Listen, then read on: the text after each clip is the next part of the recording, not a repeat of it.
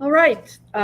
Thank you so much, Myra. And I think you've set the stage for what has happened over the last 40 years.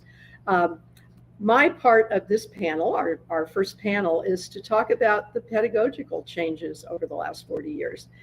2 years before Betty Ford convened the conference here, as Myra mentioned, the keynote speaker was Louis L. Gould, who was a history professor at the University of Texas in Austin. And he was doing research on a book that the University Press of Kansas eventually published on Lady Bird Johnson and her environmental activities. That book then led to the series that UPK has done, and these books are behind us, and they're still doing series, and Katie Sibley and is it Nancy? Nancy Beck Young are co-editing a new series. So they have really had a commitment, and a lot of that goes back to Lou Gould. In 1982, as a result of the Johnson Library opening and him interacting with Nancy, who was a young archivist there at the time, started a course in the history department on the history of First Ladies. Now, think about 1982. None of Lou Gould's books were out there yet. Carl Anthony didn't write his 2-volume set until 1991. So he didn't have a whole lot to go on. And Stacy Cordery, who is on the Flair board and is a historian at Iowa State, who Kelly Winfrey over here knows, she was in that class as an undergrad and had a different major.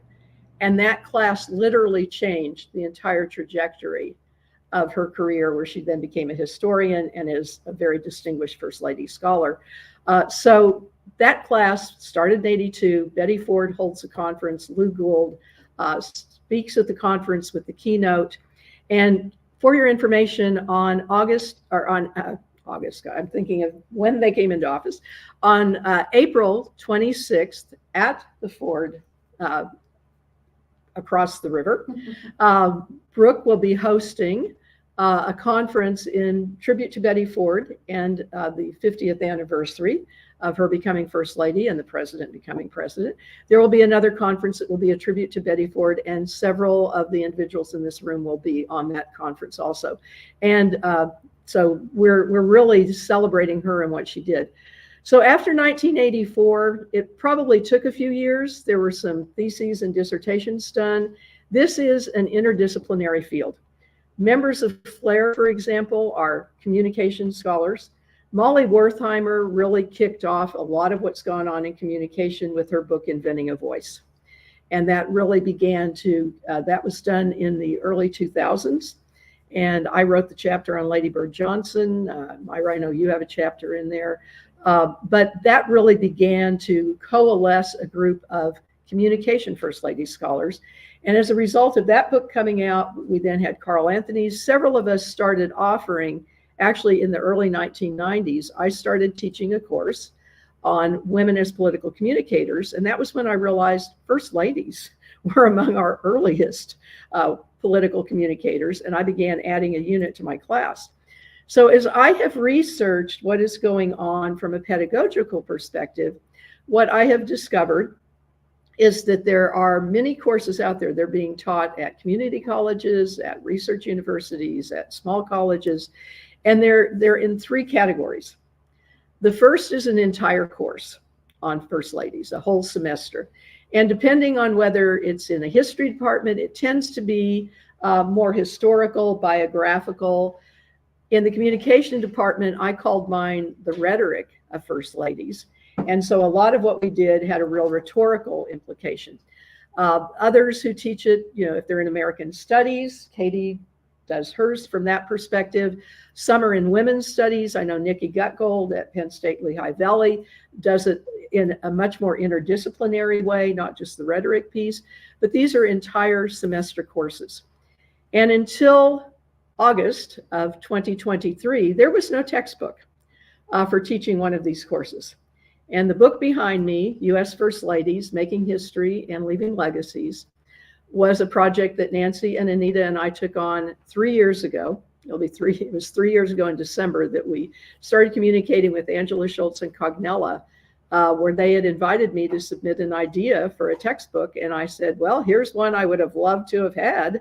And by gosh, we did it. And the beauty of this book is, and I'm going to be ashamedly promoting it, the beauty of this book is Cognella will curate it for you. So the second type of course that you will find is a unit within another course. So the way I taught my course originally, and then my students loved the First Ladies thing so much, that's when I started the semester course at the University of Kansas, out of demand, saying we didn't get enough of them. Why didn't we learn about them in school? Why did we not know these women were literally making history? And I have to give credit to one of my students at St. Louis University for the title of the book. We did a preliminary version of the textbook, which I piloted in 2022, and we piloted in 4 other classes around the country. And we took the student feedback, and this book up here has a lot of student input. So it was in some ways a student designed book based on a preliminary draft. And we had a vanilla title, and I said, okay, give me some ideas. And the students at SLU came up with the title of the book, because they said that's what this book is showing, that they made history, not just their husbands, and they've left incredible legacies, which they have. And Betty Ford is chief among those. So what Cognella will do is let you curate and pick and choose chapters. And you can either do it as a print, or the book is also electronic. And it's very inexpensive. And so this is what was done actually with some of our testing. Christopher Leahy at Keokuk College in New York has been doing that. Matthew Costello did the same thing at American University with his White House history course. And SMU's Center for Presidential Studies is doing the same thing. So if you're teaching a political campaigns class in the fall, you can take out the chapters that there are 3 chapters that are very communication heavy, and one of them specifically is on campaigns. But the other 2 set up the First Lady's communication style. And so, you can adapt this however you want it. And I really, have to admire Cognella for being able to provide that as an option if you can't do an entire course. And what we're finding is Christopher enjoyed doing this so much that he is now going to be teaching a full semester course in the fall in his history department. So it's the same way mine began. So sort of an insert into a course. And then the other approach that people have taken is to do a course that centers on a specific First Lady. Jody Natali, who's on the next program, has a course that she taught just on the rhetoric on Jackie Kennedy. So the entire course was on Jackie Kennedy. Or on a series of First Ladies. Myra has a course where she looked at the modern First Ladies. And the beauty is all of those syllabi are in the back of the room. So please take these. I don't want to haul them back home. I hold them out here. Take as many as you want. Give them to friends. But one of the things we have done with Flair is if you go to our website, which is flair-net.org, and you can join there also, and I encourage you all to do that. We're very inexpensive. And we have lovely pins, if anybody, oh, there, you can see it there, our Flair pins. We have on our website a section with syllabi. So we encourage all of our members who teach a course. So all of these syllabi that I have made copies of are online. So they are accessible to anyone to give you ideas. So, there's a real variety on there. So those are really the 3 approaches that we have taken. And as I said, these are across the disciplines. We found courses in American Studies. We found courses in Women and Gender Studies, in Political Science, History, Communication. So this is the exciting thing about the field of First Lady Studies and the pedagogy is that it is interdisciplinary. And as a result of that, you can take like a single textbook, or you can take Carl Anthony's books or sections of Lou Gould's book, as everybody has done, and you can create your own packet of materials. So, it's a very rich field. The beauty of this also, as Katie will be talking, and Myra's going to talk at the end about the future, is that we are really just beginning. There are so many other ways to teach this class. There are so many other ways to integrate it into a classroom. And one of the projects that Flair is taking on now, we just changed our bylaws a few months ago, where we now have a category of membership of K-12 teacher. So for $35 a year, a K-12 teacher can join Flair and have access to everything we're doing and to be an active participant. And Katie and I were at the Organization of American Historians last year, OAH, presenting a FLAIR program there.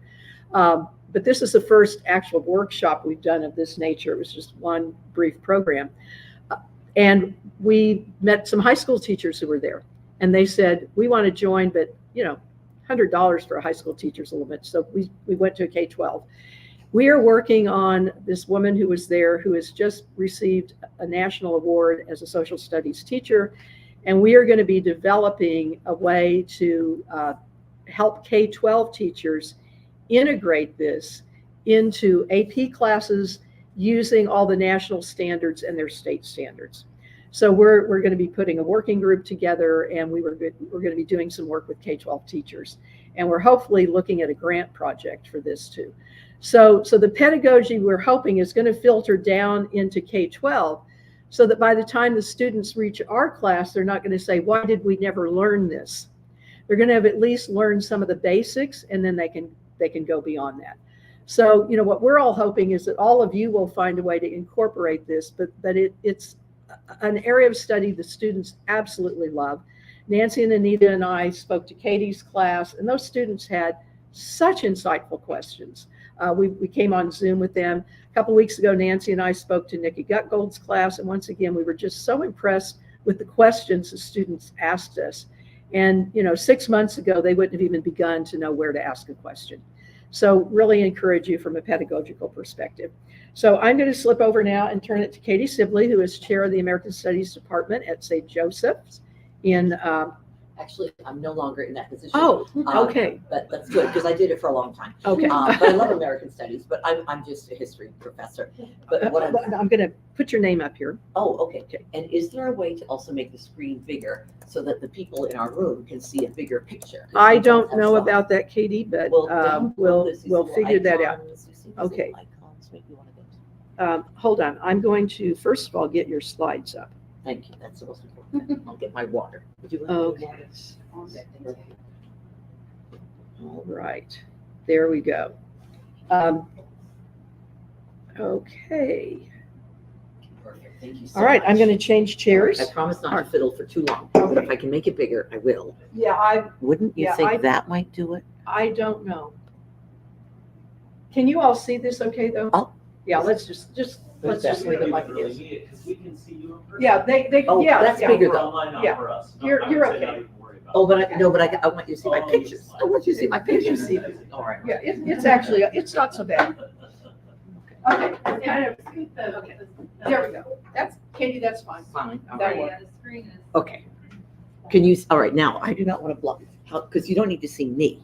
You can hear me, right? How's that? Can you see the pictures? The most important thing is, can you see the pictures? I'll fiddle up. Well, Thank you, thank you.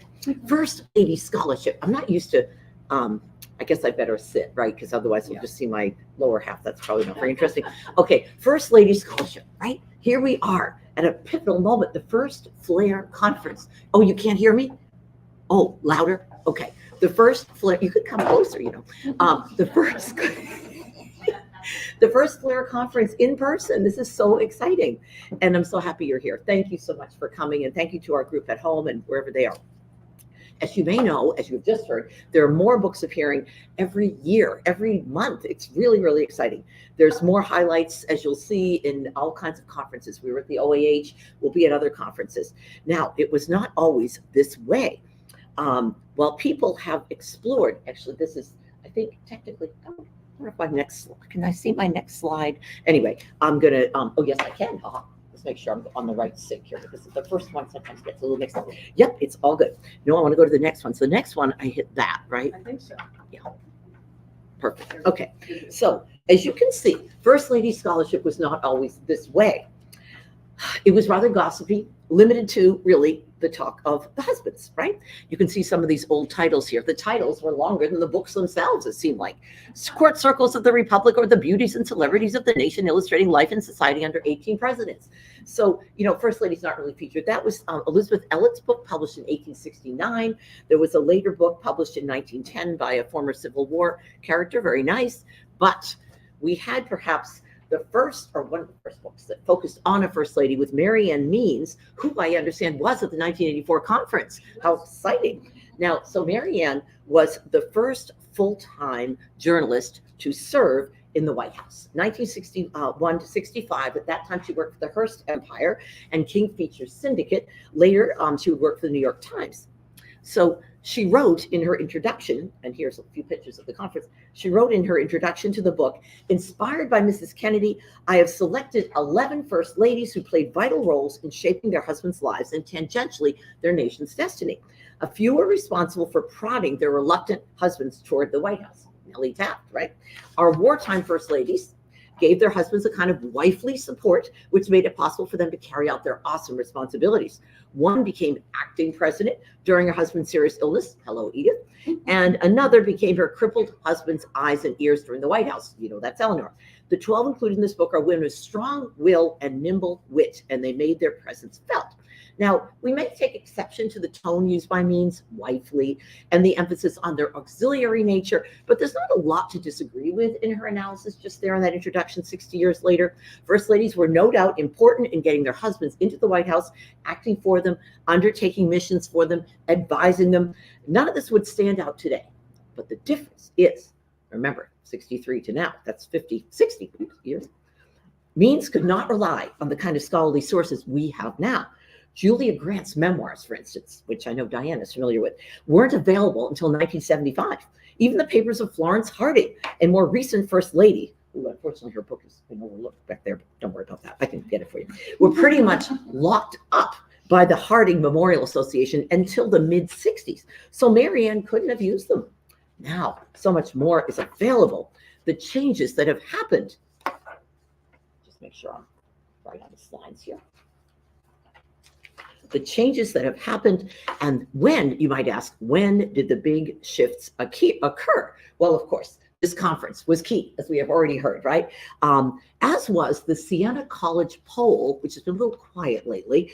We're hoping to revive it. It was launched in 1982, just before this, okay?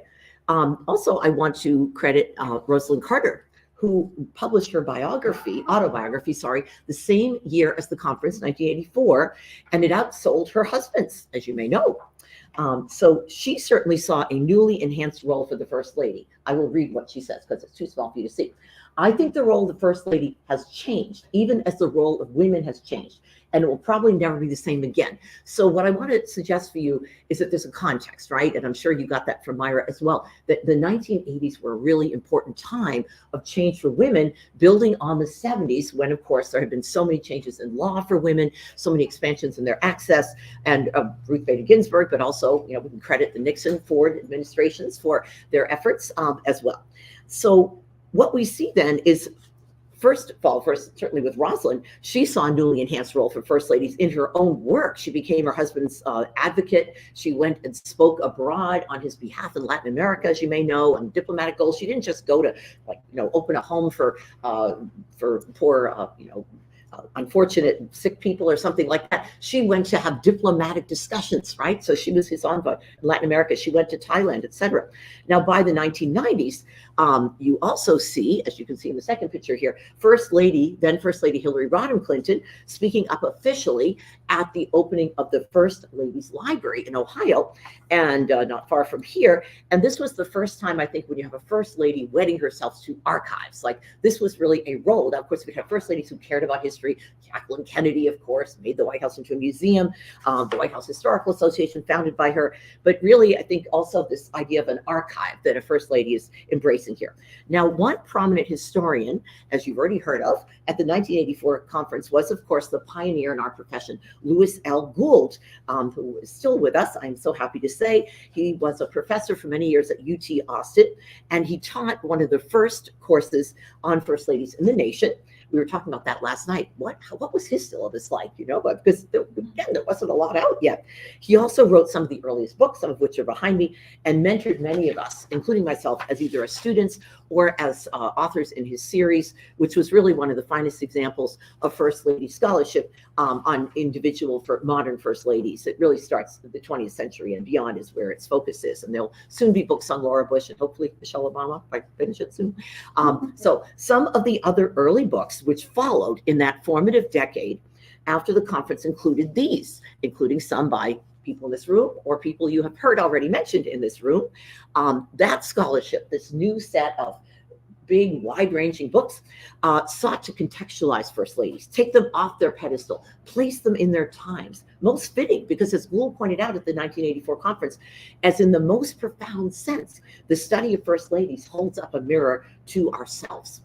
These books also sought to explore different angles of First Ladies. I don't know if you can see, but they were all published in the late 80s and early 90s. So coming right out of that conference time, right? A really big push at that time. Now, I actually started at St. Joe's in 1991, but I did not do First Ladies at all because I never really thought about it. Because again, it was such a new field, right? Such a new field. I was a diplomatic historian. You can see I'm very diplomatic. So what happened then is there was just a deeper context in the scholarship. They were no longer just seen as hostesses, wifely supporters, right? Advisors. They went beyond that. And one historian in the early 2000s sought to kind of caricature, but I didn't mean that. Characterize, of course, First Ladies this way in his book. This is, of course, Robert Watson. Of course, it's impossible for you to read that, but I will tell you that he has a number of categories, which include, let me just mention, a couple of them here: the full partner, the partial partner, the partner in marriage. Oh, I forgot the behind the scenes partner, the partner in marriage, and the non-partner. Interesting. Okay, but you may wonder, now I love that he's trying to characterize them, categorize, maybe I have to say categorize. Anyway, he's trying to put them into positions where they can be understood for their very important roles that are distinct to them. So in other words, obviously we think Eleanor Roosevelt, we're going to think number one, but does she fit number one? Because number one says very active in politics, check. Top presidential advisor, check. Active and influential publicly and privately. Active in social issues, yes. White House social affairs, not so much. So you can see it's difficult, right, to characterize a First Lady in a box because obviously she's going to like spread all over the place or maybe not even fit the categories that they put up for her. We could also think about Jacqueline Kennedy. Is she number two, a partial partner, or number three, a behind the scenes partner? And would Pat Nixon be a number four, the partner, kind of just the partner in marriage, or does that underrate her? We've had new scholarship about her coming out. And who I ask would be number five? Letitia Tyler, Anna Harrison, Bess Truman, the non-partner. No. Okay. Anyway, it's just interesting though, right? Because it forces us to kind of wrestle with the different pieces that First Ladies do. And so I'm grateful for these categories, but I think perhaps we are now moving a bit beyond them. As you can see, we've had all kinds of First Lady books since Wilson's book, which is already now 25 years old almost. Watson's book. We've had a lot of biographies, as you can see. Some of these are very new, such as the Rebecca Roberts book on Edith Wilson. Some of them are older. That's Edith's memoir, her own memoir, but it's kind of fun to use it if you want to look at that. Lady Bird Johnson, that book by Susan Zweig is pretty new. Karen Tumulty's book on Nancy Reagan, you can see. And then, of course, we have the biographies written by First Ladies themselves, such as Michelle Obama's. And, of course, there are categories that we can put First Ladies in now that reflect our own interests, right? So, for instance, the friendship of, we have here, this is, I think, this is, well, of course, this is rhetoric and communications. I want to point to them first at this conference, but also clothing. We have First Lady friendship. This is Eleanor Roosevelt here. First Ladies and their positions in the country. That's sort of location. This is, of course, historiography and even fiction, right? So lots of new categories. There is a surfeit of categories, and television has caught up with this. Here you can see, I'm sorry they didn't renew that show. I mean, I know we had our problems with it, some of us, but it was still kept people thinking about First Ladies. And I wish they had sort of, kept it going, but they didn't. So we have many, many First Lady topics online, on television, on cable, in books. It just goes on and on. Surfeit of topics, and TV has caught up. So now we are seeing again new media looking at First Ladies. Many of you are familiar with the East Wing magazine, which has been a wonderful new addition to First Lady, not only First Lady Scholarship, but interviews. A number of us have been involved with those. The books, of course, have been featured by them, but they also explore just things like, well, what was Jill Biden doing yesterday? Where was she? What was she up to? It's just kind of fun. So I'm all kinds of new opportunities to explore First Ladies in the moment and in the past. And all of this, I would say, and I would hear echo Myra, is going to encourage all of you and us to continue to explore and enhance the scholarship and the opportunities there for new investigations. So that's all I have to say, and thank you so much. I'm going to turn it over now to Brooke. I'll let you introduce yourself just a second. Oh, yeah. They should be on that same. Okay, great. Yeah, why don't you advance it, because Brooke should come up next. Okay, it didn't, but Okay, and let yeah. me see. I may have the wrong spot. Okay, let me Don't check. worry. I thought you'd run them all together. Okay. Our intern from American University. Does anyone have any questions about First Lady Scholarship? Or anything like that? Yes, please.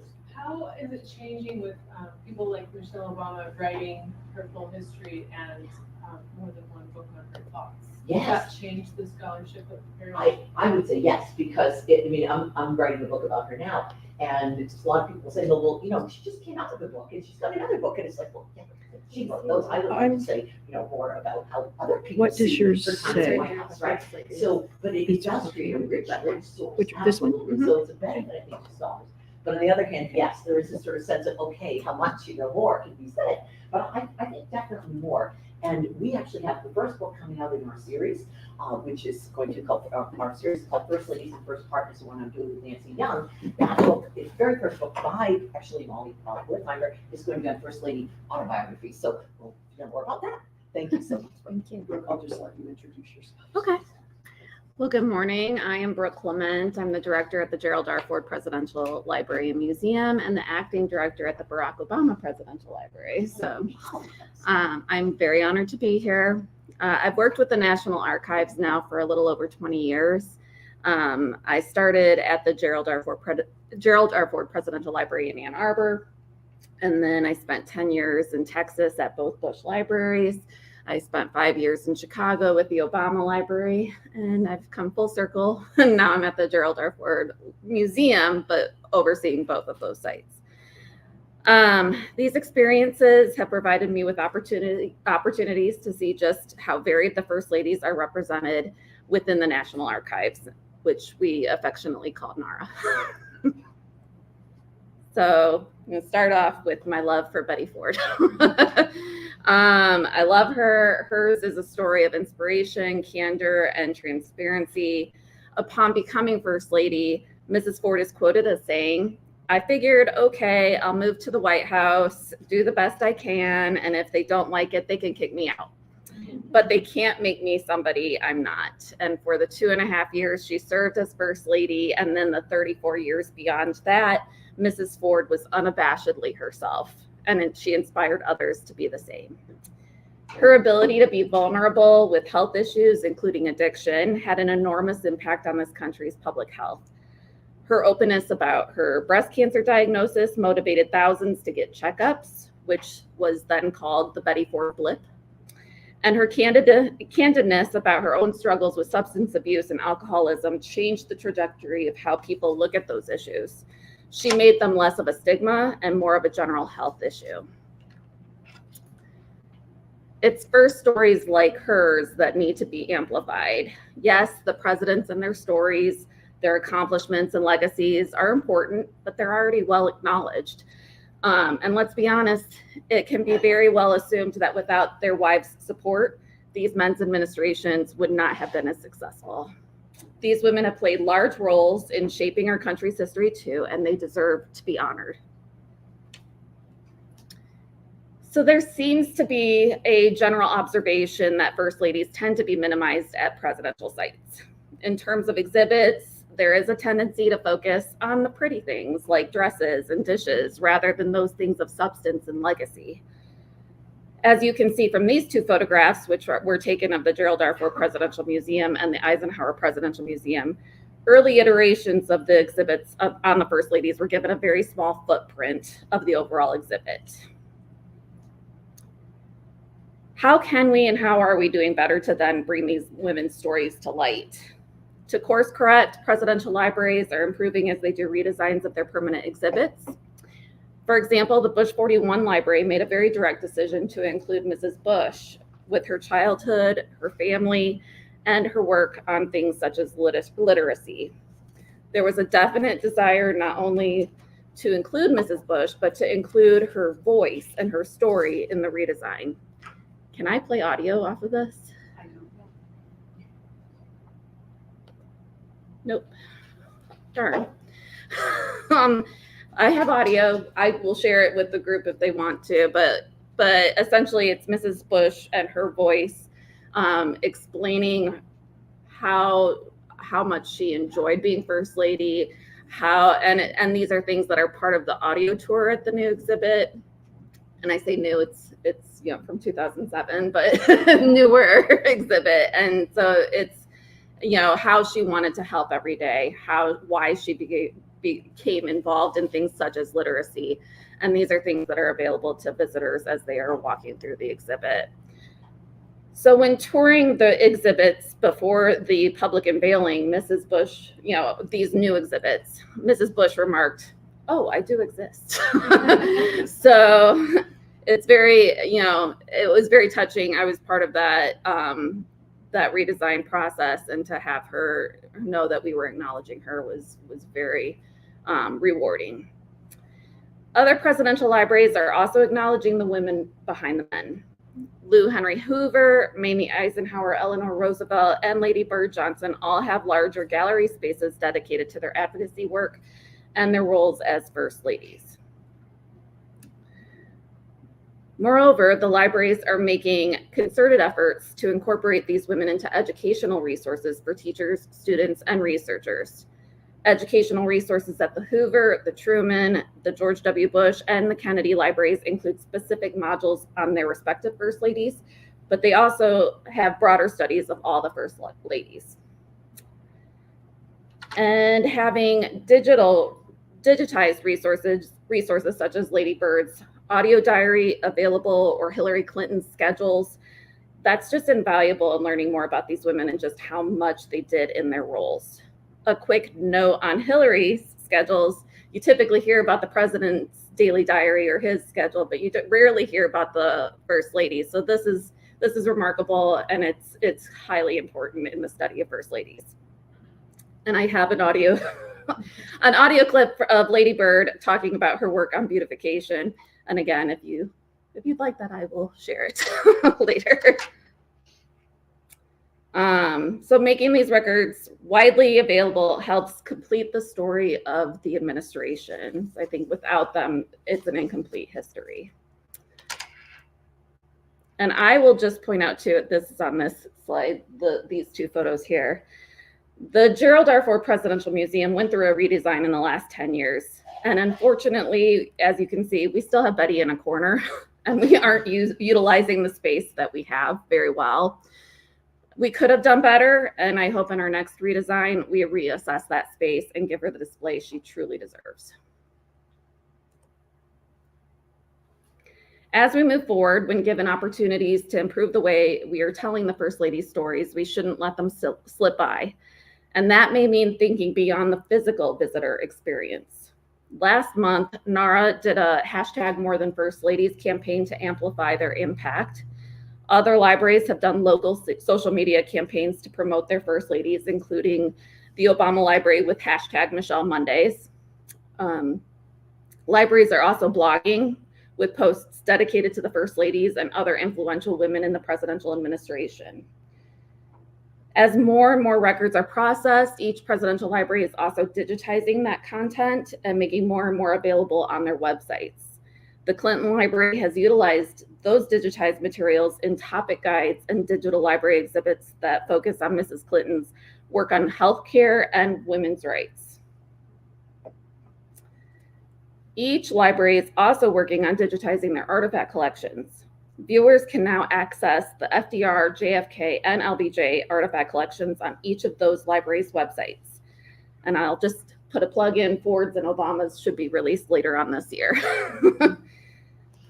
So I got a couple of screenshots here from the JFK collections, and yes, you can see there are dresses that Jackie was known for, but the collection also includes pieces from her professional life, such as the camera that she used as a reporter. And something I had not realized was that Mrs. Kennedy was also an artist, and she had artwork that she had, and so they've displayed that prominently within her collection on their digital artifact collections.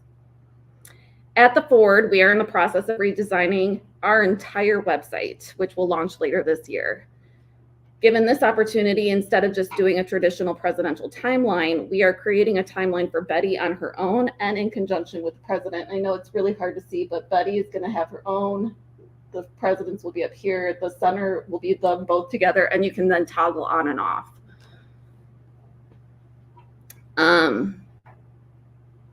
So yes, and as we've mentioned, it's the 50th anniversary of the Ford administration, and we are going to make sure that not only are we honoring and commemorating the 50th anniversaries of specific points within the Ford administration, but that we also honor and commemorate those points that Betty herself was integral to, such as her breast cancer diagnosis. So I hope all libraries are doing the same to take opportunities to take stock of the areas that they could improve upon. In conclusion, these women were intimately connected to the rulers of the free world. To dismiss that or not acknowledge it in a meaningful or impactful way dismisses them in our history. We can always do better and ensure that future generations can see the women behind the men, and maybe one day, hopefully, see the men behind the women. Not letting these ladies' stories disappear into the pages of time is critical. Thank you.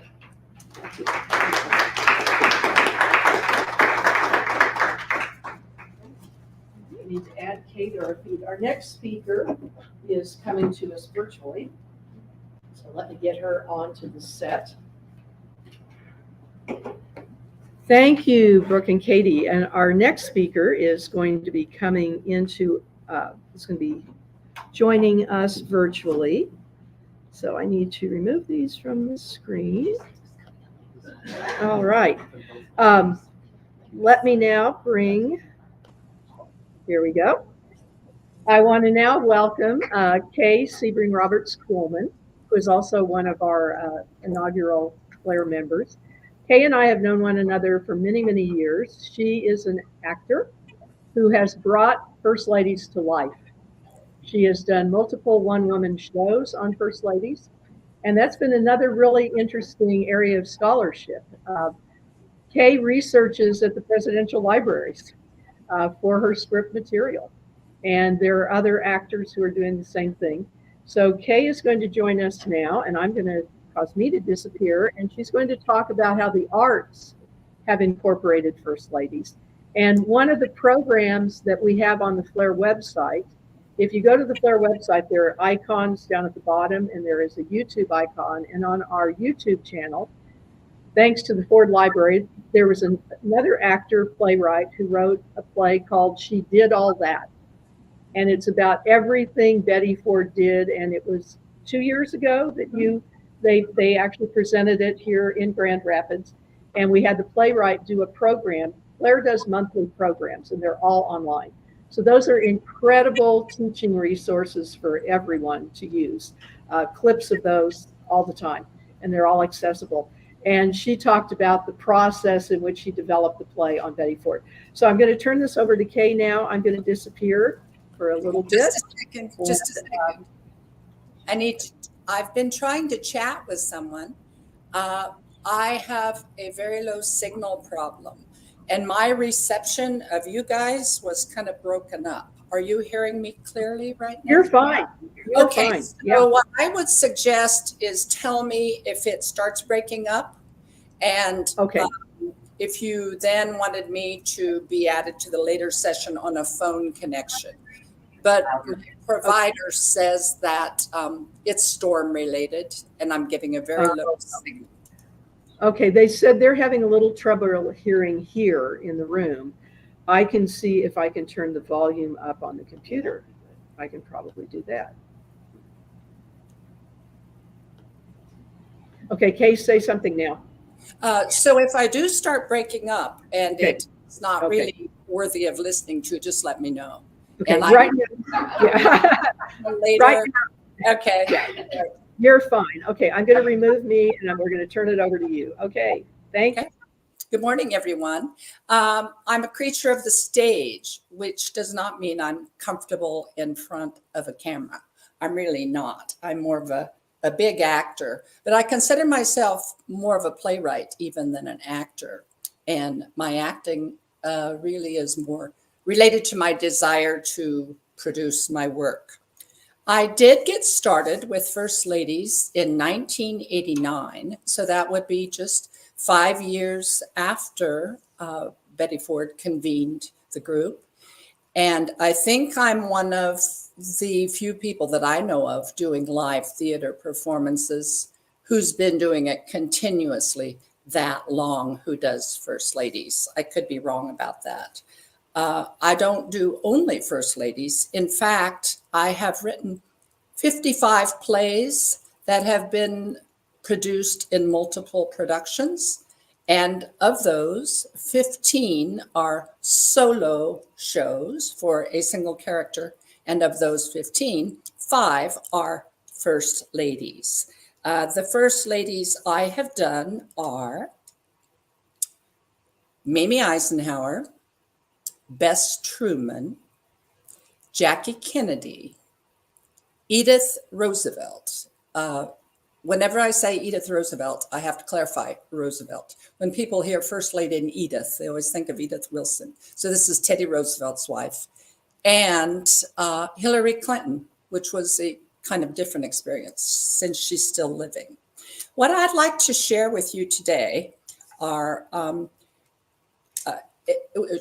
Diana said that I'd talk about First Ladies in the arts. I'm really just going to talk about First Ladies and theater because that's really the only thing I know that much about, more than some of the other people on the panels. So I'm going to confine it to live theater. Right now, first of all, there are one-off performers who do First Ladies the country over. You will find them numerous places. And usually, if they're not actors who do it mostly full-time, really, in theater full-time, they do a single character, and the character is usually Eleanor Roosevelt or Mary Todd Lincoln. And I think it's almost for opposite reasons. And the third most done that you'll see all over various incarnations is Abigail Adams, and sometimes Dolly Madison, but you'll see a lot of actors doing those. My theory was that I wanted to add to what's available, and so I wanted to do First Ladies who are not normally done, but my choices also had to do with who commissioned me to first do them. I lived in eastern Kansas between the Truman and the Eisenhower Library, so it was natural that I would do those two First Ladies, and to my knowledge, I'm really the only person who does them. I want to tell you about a couple of other resources for live theater, live productions of First Ladies. And these are ones that are currently active. One is a consortium of 5 women, and they have been in business together since 2023, just a year. But the person who's really the driving force behind it has been doing historical female characters for 15, 20 years. And she's a real high-level professional. So I feel comfortable in recommending this as a resource. Their performances are virtual. It's a consortium called First Ladies Forum. And they don't spell it out with the F, it's with the 1, so that it's not, so their website's not confused with forums about First Ladies. And they do these: Martha Washington, Abigail Adams, Dolly Madison, Louisa Adams, and Mary Todd Lincoln. They live various places around the United States, and they do almost totally virtual performances. And they try to enlist you to sign up for the whole series. But I do recommend them based on my knowledge of the person who really organized the group. There's also a performer near here that I found out about by doing a search.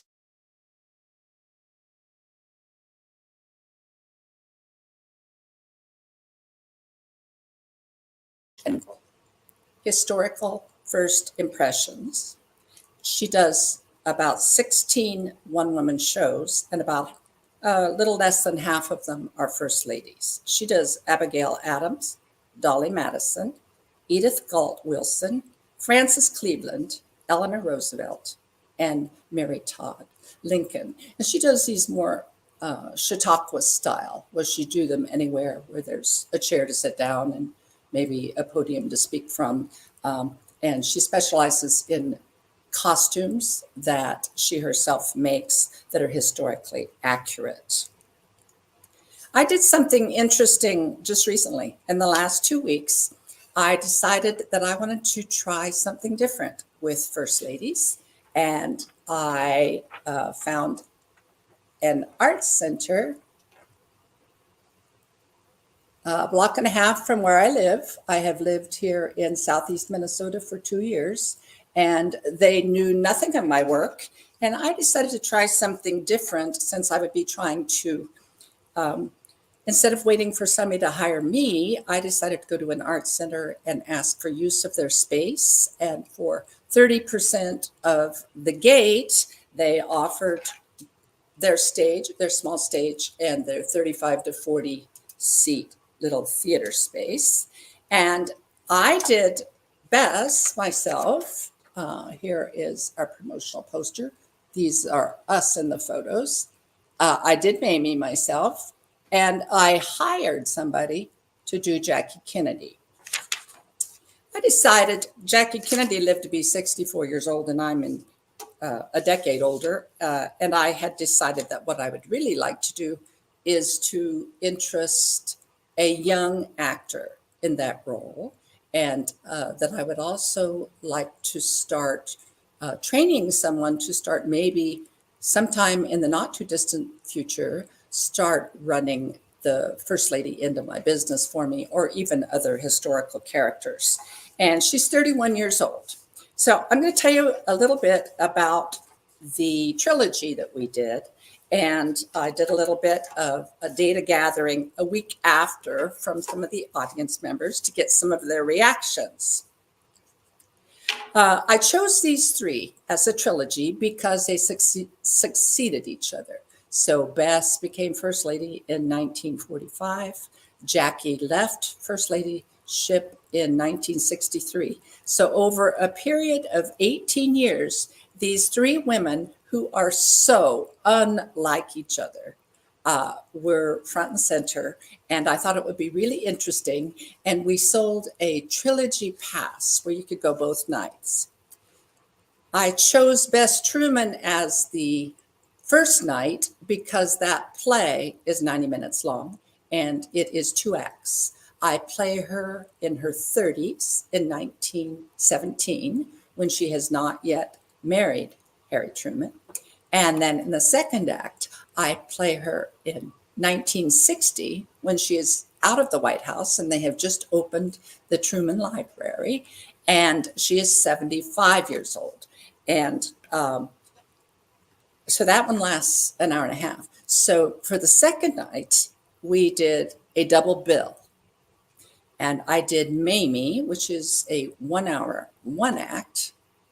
And the actor who played Jackie started out with a 1 hour performance, but interestingly, I found something I didn't know.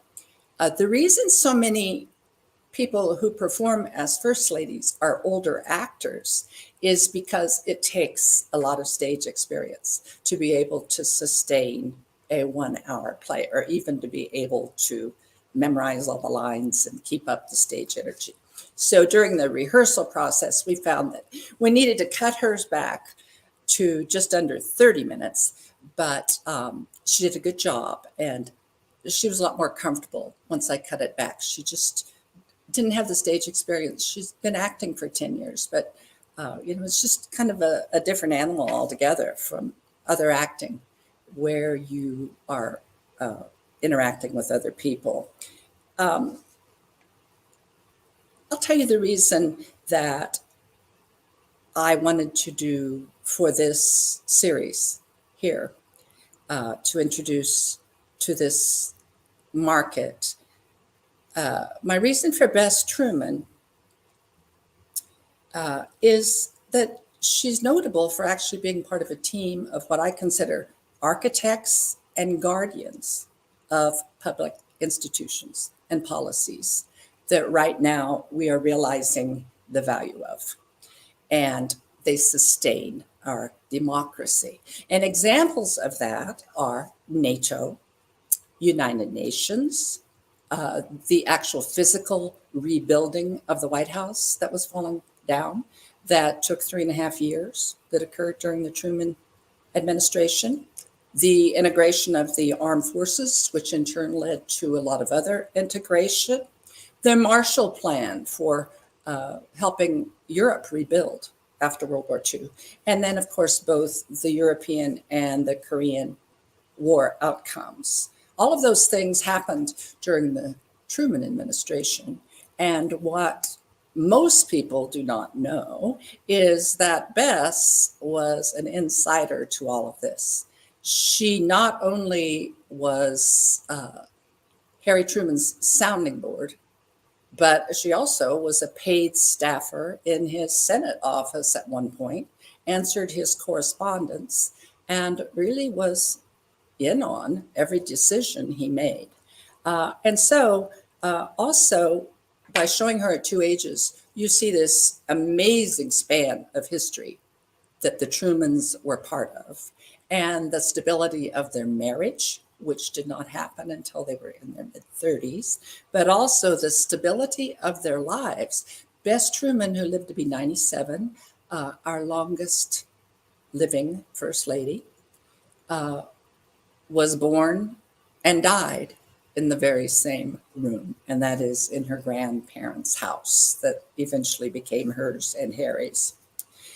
For me, presenting Mamie, my reason for wanting to share her with audiences at this point in time is that I view her as somewhat of a transitional First Lady. That is the World War II era into the 1950s, and the transition of the political sphere. And that also, for me personally as an actor, she is the most fun to present to audiences because of her natural ease with strangers, and also that she is somewhat of a transitional cultural figure, fashion, attitudes, behaviors in relationship to her husband. So I asked the Jackie actress, her name's Lacey, actor, why she was so interested. She was so interested doing this, and she seemed to have already known a lot about Jackie Kennedy. And her response was her celebrity, how she's the only First Lady that she really knew anything about, and it had to do with celebrity. And I thought that was interesting. The audiences that I spoke to 6 audience members, and it was a week after the performances. And I happened to be able to contact them because I had asked anybody who was interested in seeing more history theater, because I'm establishing a history theater business here, is to give me their contact information. So I was able to contact them. Then a week after, I told them I'm not asking for evaluative comments of my performance or the writing or anything like that. I'm talking about the content. So I talked with 6 people, 3 males, 3 females. They ranged in age from a 20-year-old university student who came with his Black political science professor who bought him a ticket. And they arranged all the way to that gentleman being in his late 70s, a full professor of political science. And there was one other person of color. And I asked them what came as a surprise to them. They all went to both nights. You could go to either night, a single ticket, or you could buy the pass and go both nights and save $5. Most people of the audience, so we did have a full audience, went both nights, and these people all did. So several things they mentioned that were big surprises to them is Jackie having had relationships with both of those other first ladies. The most amazing one, and this is new scholarship actually that I was able to work into the script, when she was an inquiring camera girl, and there's a new book out called, I think it's called Camera Girl. It might have been covered in one of the earlier panelists. I didn't catch all of it because I got the link later than I thought. And when she was an inquiring camera girl, the Eisenhowers were in the White House, and in fact were just going into the White House. And Jacqueline Bouvier actually stalked the nieces of Mamie Eisenhower on their way to school, trying to get them to pose for her camera and answer questions about the Eisenhowers. So Mamie Eisenhower, while Jackie Bouvier had not yet married, Jack Kennedy already had a distaste for her because of her following the nieces home from school. So that was really interesting to the audience. First of all, that Jackie was a working girl and met the junior Senator Kennedy. And of course, to Mamie's shock, and she talks about this a little bit in the play, I was able to work this in, even though I wrote the play 35 years ago. I always like to add new things I find out. She was then shocked that this inquiring camera girl she was so upset with succeeds her as first lady. That's how fast she acted. So, and then the opposite with the Trumans. The Kennedys just adored the Trumans and invited them to the White House, and even had Harry Truman play the piano at a grand reception, and wrote letters to them. And it was really kind of interesting to the audience that these first ladies that we think of as so different from each other actually had these ties with each other. People were surprised that, or one person was surprised at Bess Truman's very central role to Harry. And also they were kind of surprised at what a great sense of humor she had and how much she knew about public policy and about culture in general. And then something that surprised one person I spoke to about Mamie is they were actually surprised at her undying devotion to her husband and her sense of duty to the Army in their 38 moves, given that she had been raised in a rather spoiled, rich atmosphere and not with any kind of military connection. So that was a surprise to people, how much devotion she gave him. And yet developed, she was only 19 when they married, developed and retained her own personality that was quite different from Ike's.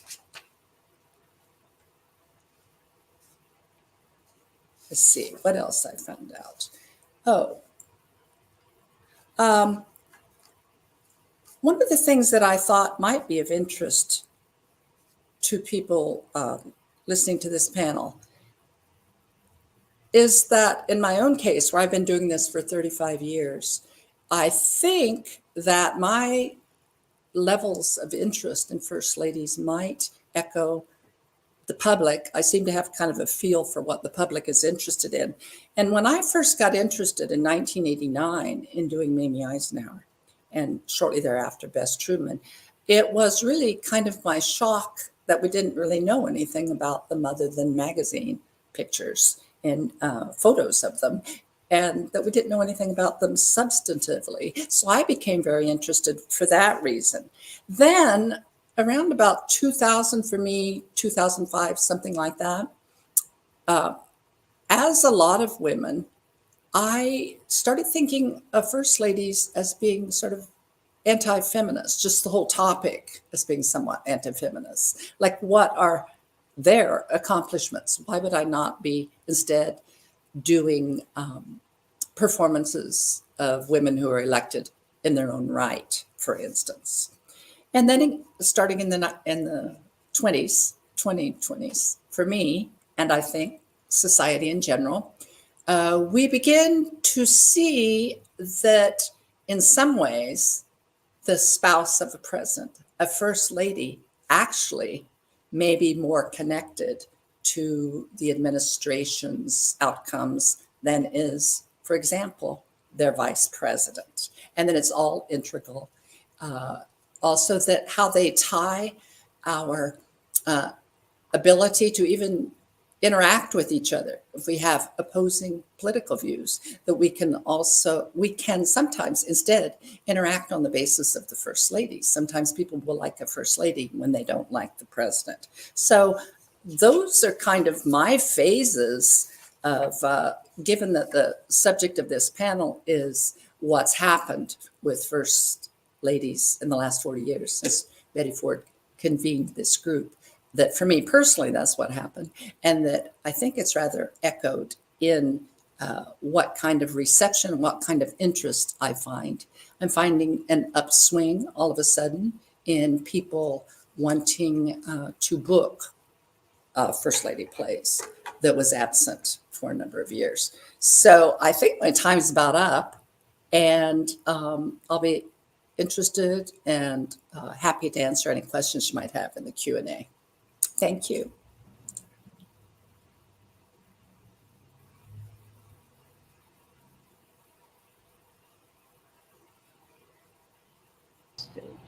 Okay. Does anyone have a question for Kay, and I can kind of convey it? Any questions? Well, thank you. And you came through. We only had one little blip, so we were good. So thank you very much for doing this. And we're going to take, for everybody who's watching, we're going to take a 15-minute break now. We have a coffee break that University Press of Kansas has provided. I'm hoping it's right outside the door. So in about 15 minutes, for all of you who are watching virtually, if you'll come back on, we'll have our second and last panel. Thanks again. We will see you. For those of us who are presenters, will we be able to stay on virtually then? On this? Yes. Yeah, you can stay on this one, or you can just go to our YouTube channel. Just go to the website, to the FLAIR website, and click on the YouTube, and it'll be there. Oh, it's live. What? Can I ask her? Oh, yes, I have a question for you. Yeah. How can we, if we wanted to book you or find out more when you might be traveling the country, do you have information about that? Okay. Oh, how do they book you? Oh, okay. So my middle name, Sebring-Roberts, all lowercase, at hotmail.com. Send me your contact information. I'll get in touch with you. Great. Okay. Do you ever come to the East Coast? I'll be happy to go anywhere that people want to hire me for. I like doing live performances. I'm not really that interested in doing virtual performances. I'm not a camera actor, and so much of it has to do with the sense of community of the audience. The shows I did last week, they did a 20-minute coffee house at halftime, and people loved it. They discussed it between times. So great. Good. And for those of you who are both here and watching virtually, all of the slides will send you. I have everybody's email, so you'll get them all. So thanks again. We're going to take a 15-minute break, and then we'll be back with the second panel on Jill Biden. Okay, thanks, everybody.